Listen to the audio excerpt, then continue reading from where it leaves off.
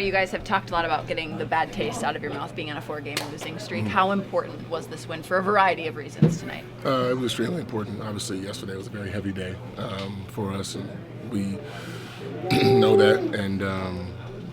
But nobody was going to feel sorry for us. We have to come out and create our own energy, especially with a team that's been playing so well. But a lot of that is on us, and we came out with the right mindset and energy and focus today. And like I said, nobody's going to feel sorry for our situation. We have to come out and play basketball, and that's what we did. And I felt like our energy and our mindset, with the way we talked to each other, held each other accountable. That was great for us today.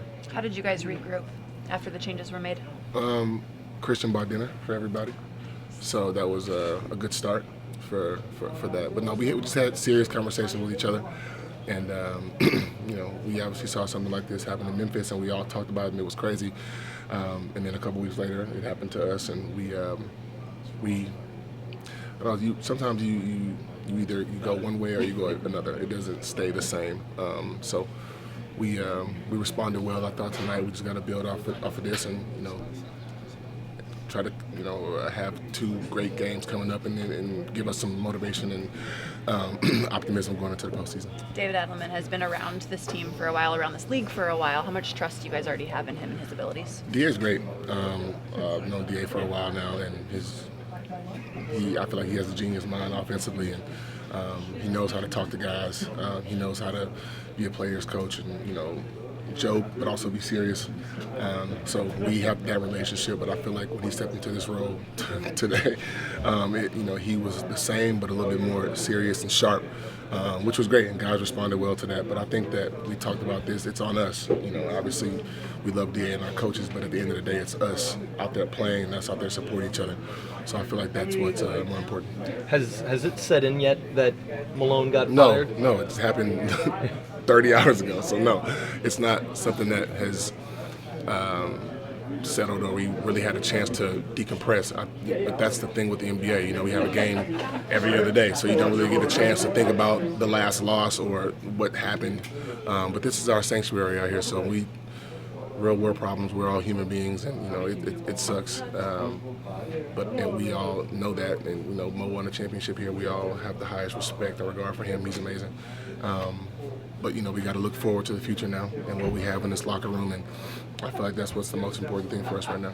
Was the team dinner that Christian bought yesterday, is it unusual for the whole team to eat together? No, we eat together a lot. That's, we got to eat at the end of the day, right? So I think regardless if we eat before the game, after the game, we hang out, and I think that's one of the great things about this team.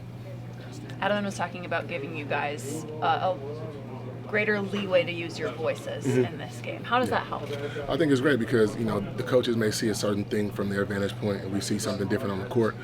But I feel like guys were extremely engaged tonight. We talked about different coverages and doing things differently, and it was a community conversation, and that was really great to have. Because you can tell that 1 through 15, 1 through 18, whatever it was engaged in the game plan and different sets and things like that. And that energy is contagious, and it really helped us tonight. Can something like this jolt you guys and wake you guys up? Yeah, of course. I mean, it's the NBA is a very harsh business at times. And we were talking to some of the young guys, and this was their first experience in the business of the NBA, and it's a real one of those young guys is Peyton Watson. But no, it's we've seen this before. Teams either crumble or they come together more in these situations and play better.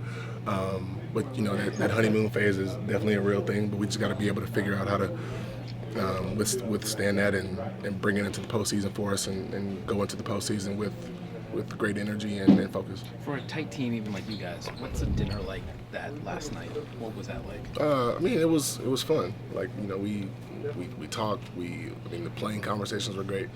But those are real conversations. It's on us as players to hold each other accountable and play the right way, play with joy, play with energy, and focus on the game plan. And I think that those conversations were and are great to have, not only in the situation that we're in now, but throughout the course of the season and the postseason.